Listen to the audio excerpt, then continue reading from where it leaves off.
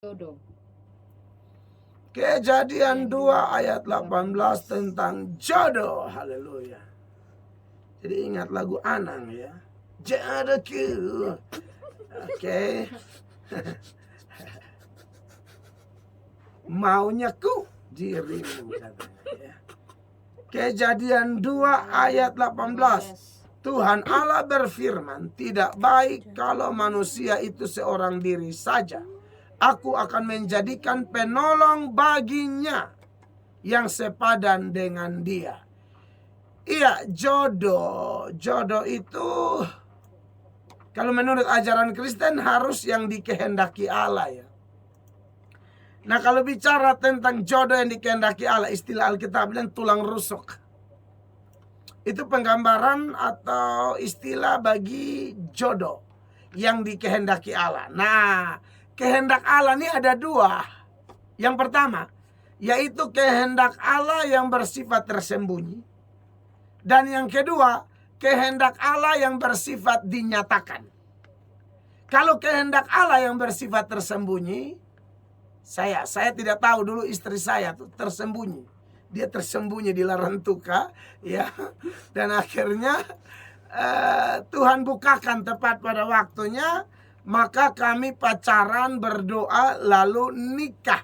Di situ saya tahu, oh ini yang Tuhan, kehendak Tuhan yang tersembunyi itu ternyata orang NTT juga. Balik-balik Mel Atok kawin nona dari Flores, ya kan? Flores campur rote, laki-laki rote campur belu. Ya, makanya anak don jadi hanya Tuhan yang tahu ya. Haleluya. Iya kan? Nah, itu saya tidak pernah tahu, tersembunyi tapi Tuhan bukakan. Biasanya yang tersembunyi itu nanti Tuhan bukakan tepat pada waktunya. Ada yang memang Tuhan bukakannya mungkin di sorga. Kalau yang bukan jodoh ya, misalnya Tuhan bukakan di sorga itu seperti apa sih wajah Tuhan Yesus? Buat kita yang belum tahu, nah itu di sorga. Seperti apa sih wajah Simon Petrus? Nah itu nanti di sorga. Rahasia-rahasia yang tersembunyi, istri Kain siapa? Contoh ya, nah itu di sorga. Seperti perdebatan, hari Natal yang betul tuh kapan sih? Ya kan? Nah itu pastinya di sorga. Tapi ada juga yang Tuhan bukakan.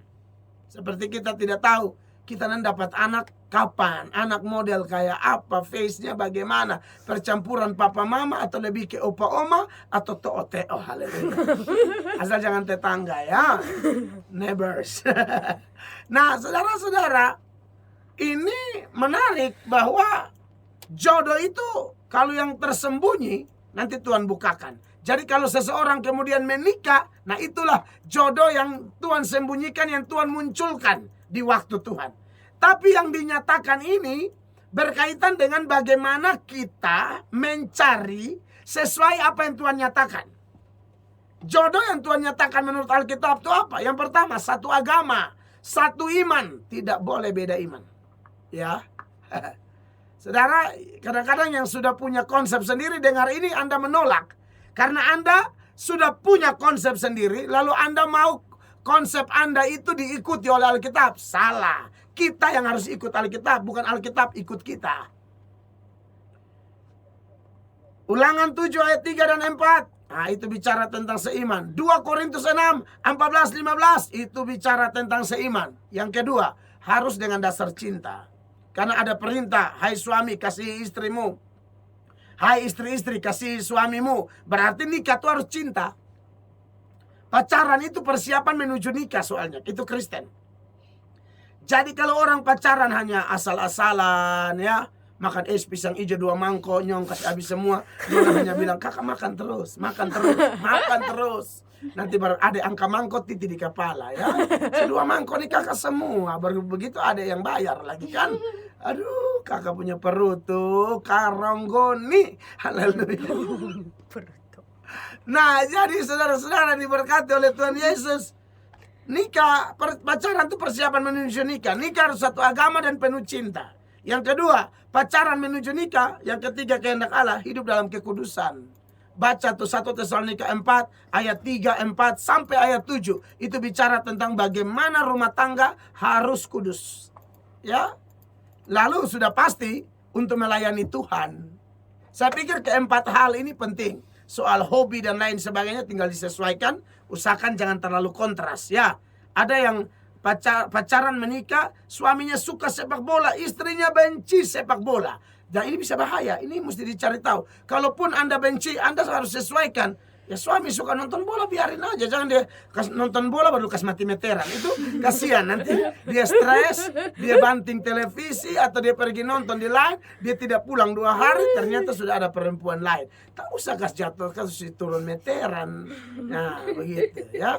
Istri suka Korea luar biasa, suami suka sepak bola.